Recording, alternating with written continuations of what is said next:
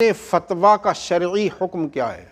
غور سے سنا کرو، غور سے، توجہ کے ساتھ، عمل کی نیت سے، دلچسپی کے ساتھ اور محبت کے ساتھ، سمجھے آپ؟ اس نیت سے کہ ہم جانکاری حاصل کر رہے ہیں، سمجھے آپ؟ عمل کی نیت سے۔ کچھ لوگوں کو دیکھا گیا کہ وہ فتووں کی توہین کرتے ہیں اور کہتے ہیں کہ یہ تو یار مفتیوں کی خانہ ساز باتیں ہیں، خانہ ساز باتیں ہیں، گھر کی بنائی ہوئی باتیں ہیں، ان کے فتووں پر کون عمل کر رہا ہے، کہاں ہے فتووں کا دور، اس طرح کی باتیں کہہ دیتے لوگ، سمجھے آپ؟ کہ کیا ہے شریعت وغیرہ، سمجھے کیا ہے اسلام؟ اس طریقے سے جو ماڈرن خیال کے لوگ اپنے آپ کو سمجھتے ہیں VIP، جبکہ وہ VIP نہیں ہوتے، پکے جاہل گنوار ہوتے ہیں۔ ارے جو اسلام سے دور ہے، حقیقت سے دور ہے، انسانیت سے دور ہے، محبت سے دور ہے، اللہ رسول کی رضا سے دور ہے، وہ کس چیز کا VIP ہے؟ لہذا وہ جاہل ہے، پکا جاہل ہے، گنوار ہے، مردود ہے، خبیث ہے۔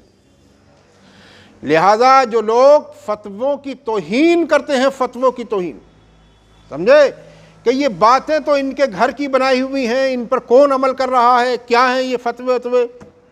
ایسے اگر کسی شخص نے کہا استخفافاً، اور یہ جو انداز ہے کہنے کا، اس میں تو استخفاف جو ہے بالکل کلیئر طور پر نظر آ رہا ہے، واضح طور پر، لہذا استخفافاً ایسے اگر کہا تو وہ ایمان سے خارج ہو جائے گا۔ اس لیے کہ ہمارے علماء اسلام، فقہائے ملت، مفتیان کرام، سمجھے آپ، وہ جو فتویٰ دیتے ہیں وہ قرآن و حدیث کی روشنی ہی میں دیتے ہیں، اپنی طرف سے فتویٰ نہیں دیتے، وہ فتویٰ وہی دیتے ہیں جو شریعت کا حکم ہوتا ہے، سمجھے؟ قرآن پاک کی آیت پاک سے اخذ کرتے ہیں یا حدیث کریمہ سے، کتابوں سے اخذ کرتے ہیں، سمجھے آپ؟ تو وہ فتویٰ وہی دیتے ہیں جو قرآن و حدیث سے اخذ کیا ہوا ہوتا ہے۔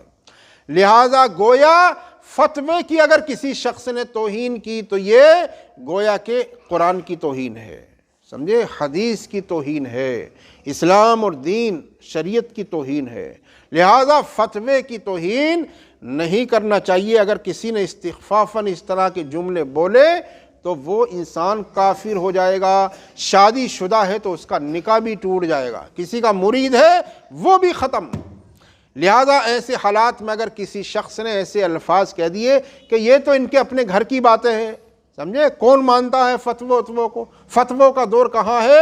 تو اس پر کیا ضروری ہے؟ ایسا انسان ایمان سے خارج ہو گیا، اب اس کے لیے تجدید ایمان ضروری ہے، تجدید نکاح ضروری ہے۔